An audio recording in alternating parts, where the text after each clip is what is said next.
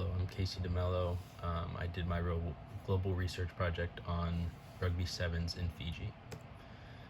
Little overview, I will go over how is it managed, how is it financed, how is it marketed, and then how do youth get involved, as well as how do you pursue a career. So it is managed through the international level with World Rugby, as well as the Olympic level is also managed by World Rugby. In 2016, they were a part of the Summer Olympics for the first time as a sport, which had a huge impact, and Fiji actually ended up winning the Summer Olympics gold medal. So national, they are a part of the Pacific Islanders Rugby Alliance, and then local, they have the Fiji Rugby Union, and then they have a rugby school, which is Vodafone Kaji Rugby, and is made up of about 22,000 children. And for the sevens team, for the national team, they're actually the only rugby sevens team to win the international level, or the World Rugby Series, as well as the Olympic gold medal and the World Cup as well. So how's it financed? So World Rugby does do funding for teams, but Fiji Sevens is considered a second tier because it comes from such a small island, so they don't receive as much funding as the top tier teams, even though they are one of the best teams in the world in Rugby Sevens. They do, however, have corporate sponsors, which is their main one, which is Fiji Airways and also Fiji Water. It also includes Coca-Cola, Vodafone, and several other companies that come from Fiji. And they do have endorsements for players, but the only way that a player can receive endorsements is usually by playing professionally overseas. And it's not like endorsements for the US, because the players really see it as just a bonus if they get an endorsement, because they have played it from just a young age and they just want to play it for the love of the game and don't really care about the endorsements, but it's just an added bonus. So how is it marketed?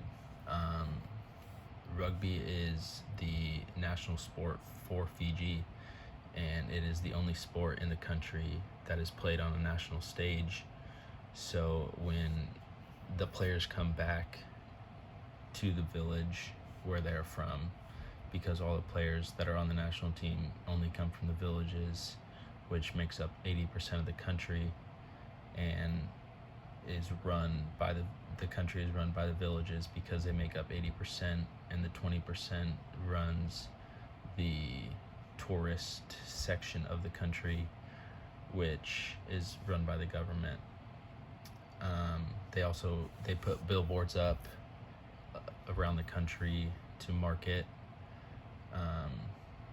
social media accounts, which are run by people from different countries, because Fiji's not that advanced in the media and technology.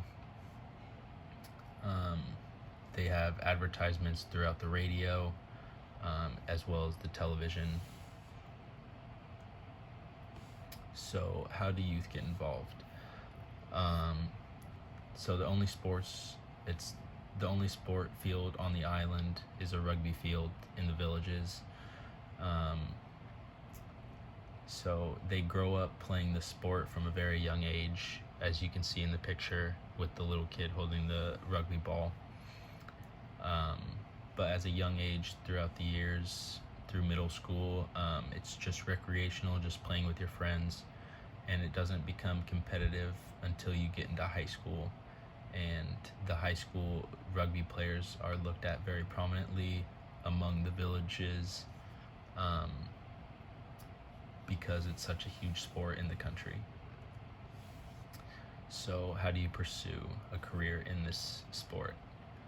They do have semi-professional teams that travel from town to town, to play different teams in the country.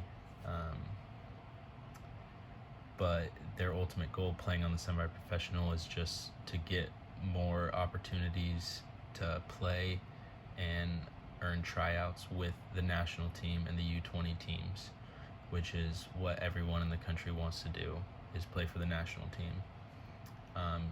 And for semi-professional players as well, they do sometimes travel to a different country to play teams, and that's huge for them to want to get noticed by professional teams overseas. It actually used to be almost impossible for these players to be seen from professional teams overseas because their media is not, or their technology is not advanced as us.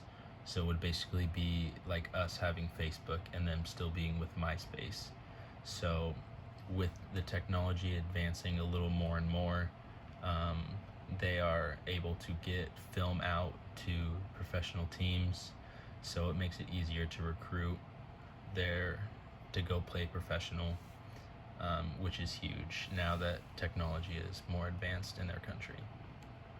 And then that concludes my presentation. Are there any questions?